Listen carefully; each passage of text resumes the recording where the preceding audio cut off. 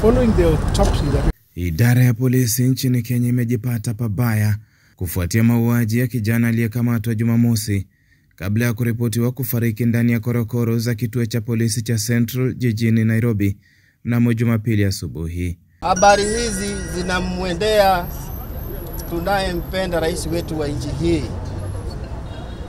Tafadhali mzee wa nchi, tusaidie, nisaidie kama mwananchi anayetoa ushuru pia, na angalia haki kuwatendea wanyonge.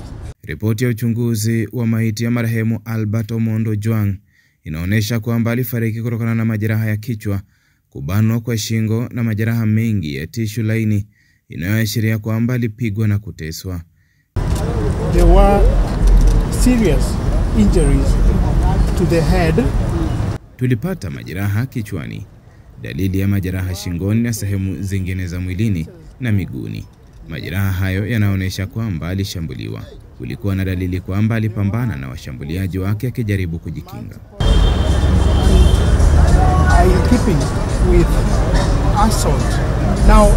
Kulingana na mwanapatholojia wa serikali Dr. Bernard Midia, majeraha aliyoyapata marehemu yanaashiria kulikuwa na mvutano na washambuliaji wake ambao walikuwa ni polisi. So the cause of death... Alivuja damu kwenye ubongo na ngozi ya kichwa zilikuwa zimetengana, ikiwa ni pamoja na usoni, pande za kichwa na nyuma ya kichwa. Hii inaonyesha kwamba hakujigonga. Kwa pamoja na majeraha mengine yalienea kwenye sehemu za mwili, ikiwa ni pamoja na viungo vya juu na shina. Marehemu mahabusu huyo, kulingana na Inspector General wa polisi Douglas Kanja, alikuwa ameripotiwa kuchapisha ujumbe wa kukosoa kuhusu naibu Inspector General wa polisi Eliud Lagat kwenye mitandao ya kijamii. Babake marehemu Meshak Ojwang akiitisha haki kufuatia mauaji ya mwanawe. Moja, na heshima ninayopatia watumishi wa serikali ambao wanatumikia nchi hii yetu. Nilipeana kijana wangu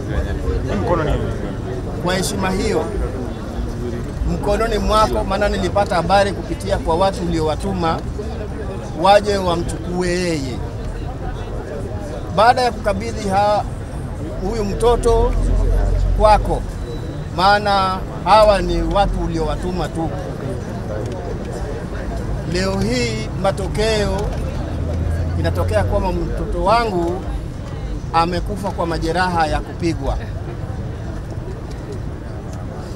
Nahitaji unieleze kwa nini ulimuua mtoto wangu. Kupitia kwa sheria ukaseme kwa nini ulimuua mtoto wangu. Alikukosea nini ambayo inagharimu kifo chake? Watu wanaongea kuhusu mambo ya ufisadi hata ni wengi kabisa katika nchi hii yetu. Wabunge wakiitisha kuchukuliwa hatua za kisheria kwa maafisa wa polisi waliohusika na kifo cha mwalimu huyo wa shule ya sekondari kaunti ya Taita Taveta. Kifo cha Ojwang kinafaa kuwa venye hatua inachukuliwa wakati wandosi wanawawa. Hata huyu kijana nafaa kuangaliwa na mambo yake ichunguzwe. Lakini unajua, Mr. Speaker, ukiona kesi inakaa sana katika kasri ya mfarume, ujue kwamba tajiri ana makosa.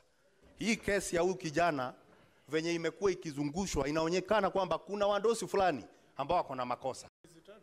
Shame on this officer. Aibu kubwa sana ambayo imetokea katika nchi yetu ya Kenya. Kama mimi ningekuwa rais saa hizi, ningekuwa nishafuta watu katika hii ofisi. Chama cha wanasheria cha Kenya kikiitisha kutajwa kwa ni nani aliamuru kukamatwa kwa kijana huyo. Nikiripoti kutoka jijini Nairobi, jina langu ni Duncan Maiche wa ITV.